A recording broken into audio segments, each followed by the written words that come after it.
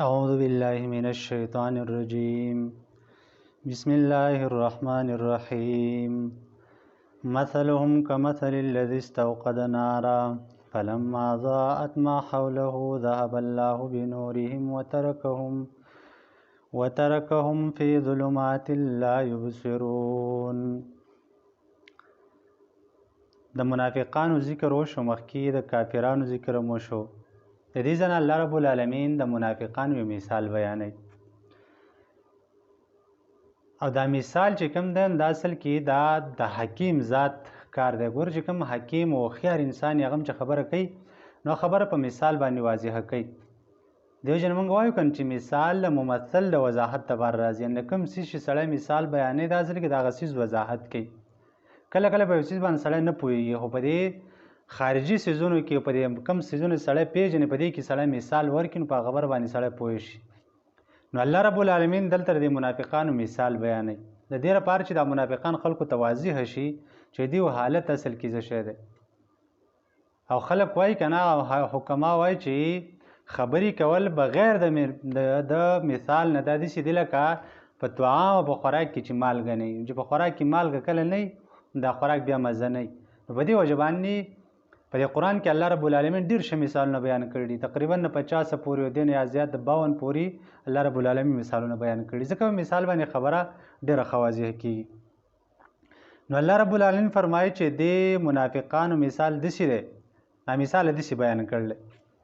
چې دې منافقانو مثال داسې دی لکه یو کس دی هغه په تکه توره تیاره کې په یو خوش ځنګل کې په بیابان کې دی، او تکه توره تیاره د خپل غیر چاپېره دا ماحول ډویم نیم نه چې په دې ماحول کې به څه ماران به لړمانان به لیوان به دشمنان به لوړ ځای به زه به ترې ولېږمه، کنده به پکې ور ولېږمه، هېڅ پته ورته نه لګي. په دې کې د اور بل کي، او چې کله اور بل کي نو دا یو پړق وکړي او دا غیر چاپېره چې د کوم ماحول دی دا بلکل تکه سپینه رڼا کړي، او چې کله رڼا کړي نو دا هر څه وویني چې یاره دلته کډه ده، دغلته ازغي دي، دغلته لوړ ځای دی، دلته چې کوم دی نو مار دی، لیوه دی، یا بل څه ضرري څیز دی، نو دی هغې نه بیا ځان بچ کوي، فایده ورته څه نه څه حاصله شي. خو په دې کې لا ډېر وخت شوی نه وي دغه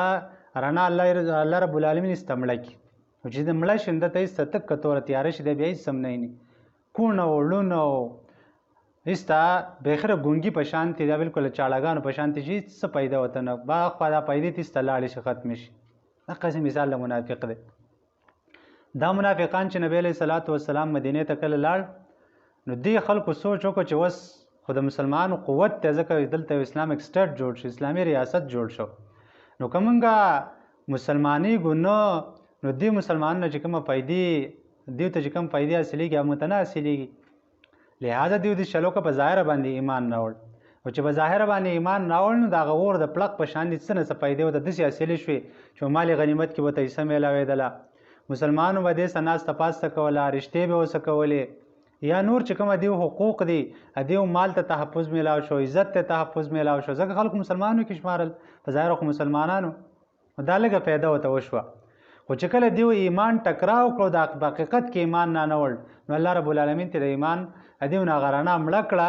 او دغه لږ ټیم دی دا چې کله آخرت ته لاړ شي دا په تکو تورو تیارو کې، او بیا خصوصا دا چې نبی علیه السلام ته پته ولګېده چې دا منافقان دي، خلکو ته پته ولګېده چې دا منافقان دي، هغه رڼاګانې ته بیا مړې شوې،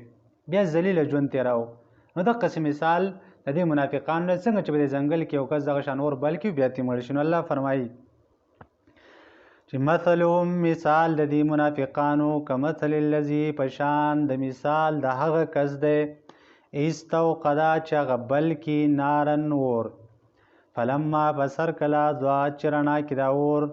ما هغه څه حوله چې غیر چاپېره دنی ماحول چې موږ وایو که نه ماحول انوایرمنټ،